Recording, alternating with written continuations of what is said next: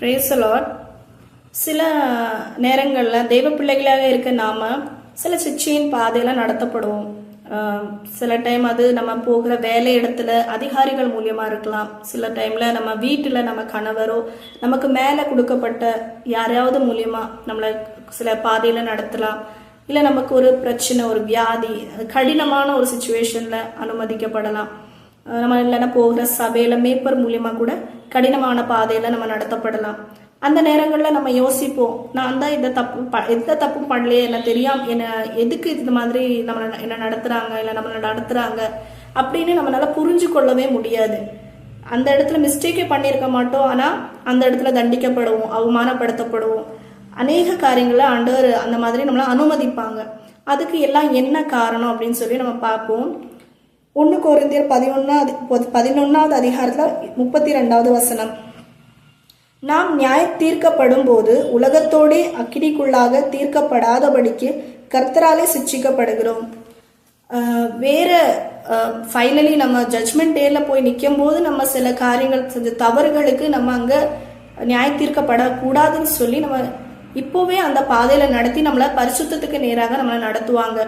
எபிரேயர்ல 12ஆம் அதிகாரம் 6வது வசனத்துல படிச்சோமே, ஆனால் கர்த்தர் எவனிடத்தில் அன்பு கூறுகிறாரோ அவனே அவர் சிட்சித்து அப்படின்னு சொல்லப்பட்டிருக்குது. ஆண்டவர் யாரு சொந்த பிள்ளையா நினைக்கிறாங்க அவங்கள சிட்சிக்கிறாங்க அப்படின்னு சொல்லப்பட்டிருக்குது. அடுத்து தொடர்ந்து வாசிக்கும் போது 10வது வசனமும் 11வது வசனத்துல அவர்கள் தங்களுக்கு நலமென்று தோன்றினபடி கொஞ்ச காலம் சிட்சித்தார்கள். இவரோ தம்முடைய பரிசுத்தத்துக்கு நாம் பங்குள்ளவர்களாகும் பொருட்டு நம்முடைய பிரயோஜனத்துக்காகவே நம்மை சிட்சிக்கிறார். எந்த சிட்சையும் தற்காலத்தில் சந்தோஷமாய் காணாமல் துக்கமாய் காணும். ஆகிலும் பிற்காலத்தில் அதில் பழகினவர்களுக்கு அது நீதியாகிய சமாதானம் பலன் தரும். இப்போ இதுல என்ன ஆண்டோட பர்பஸ் என்ன, ஆண்டவர் ஏன் சிட்சிக்கிறாங்க? மெயின் பர்பஸ் ஃபார் ஹோலினஸ்னு சொன்னா ஜஸ்ட் பரிசுத்தமா வாழ்றது அது மட்டும் கிடையாது. அநேக விதத்துல நம்ம பரிசுத்தமாக்குவாங்க. நம்மளோட பேச்சுல, நம்மளோட நடக்கையில, நம்மளோட செய்கையில, நம்மளோட அன்பில, இப்படியே அநேக விஷயத்துல நம்மளை உருவாக்குறதுக்கு தான் இப்படிப்பட்ட சிட்சையின் பாதை. நமக்குள்ள ஒரு மாற்றத்தை கொண்டு வரும்படிதான் இந்த சிட்சையின் பாதை. 10வது வசனம் 11ஆம் வசனத்துல பிற்காலத்துல அது நமக்கு என்ன ஆகும்? அது நீதியும் சமாதானமும் பலன் கொடுக்கும் அப்படின்னு சொல்லப்பட்டிருக்கு. அப்புறமா தான் நமக்கு தெரியும் அது நீதியா விளங்கும், அது பரிசுத்தமா விளங்கும். அதனாலதான் ஆண்டவர் இப்படியே நம்மளை நடத்துறாங்க.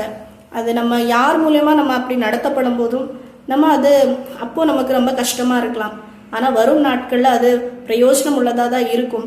நம்ம யோசிக்கலாம், நம்ம எந்த தப்பும் பண்ணலையே, நம்மளை எப்படி பண்றாங்க, நமக்கு அவங்க மேல கசப்போ வெறுப்போ வர வேண்டாம். ஏன்னா அனுமதிக்கப்பட்டது ஆண்டவர்னால, அதுல ஒரு நன்மை இருக்கும் அப்படின்னு சொல்லி அந்த சிச்சையை நம்ம அதை எக்ஸப்ட் பண்ணும்போது நிச்சயமா அது ஃபியூச்சர்ல நமக்கு ஆசீர்வாதமா இருக்கும். ஆண்டவருக்கு மகிமை உண்டாகட்டும்.